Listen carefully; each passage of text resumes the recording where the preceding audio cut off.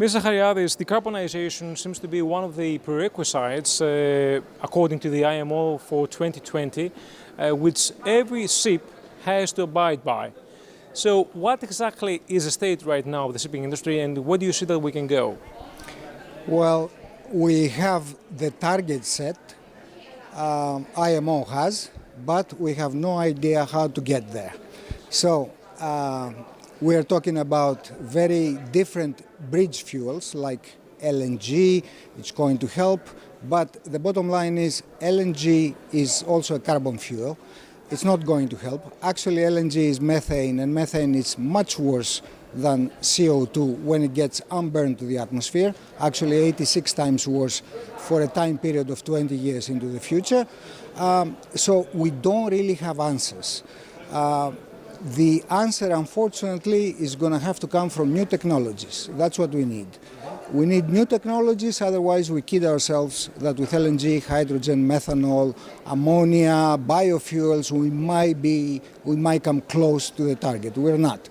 So new technologies, better batteries. So perhaps if we had a better battery, we could have a battery on board the ship and we could have electric ships. That will solve our problem, but we are far away from there. Can you see when this is going to take place? For 2050, IMO said that we need to cut in half, 50%, the gas emissions.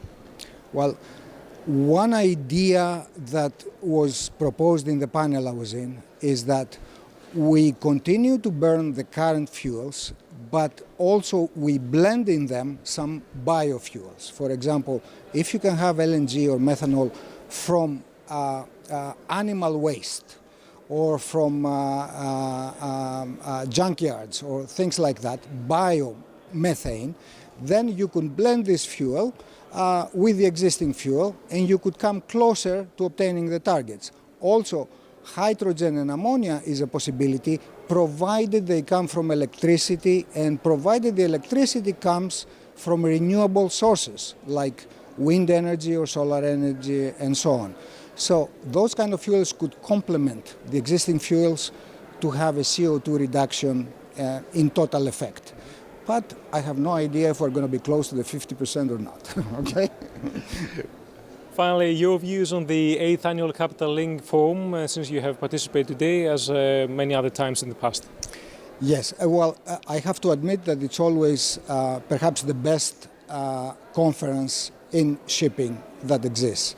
And of course, the end was one of the best parts because we had important ship owners that are holding positions in international shipping organizations, giving the whole audience their view, which is extremely important so that everybody could be on the same page in looking for solutions for the future.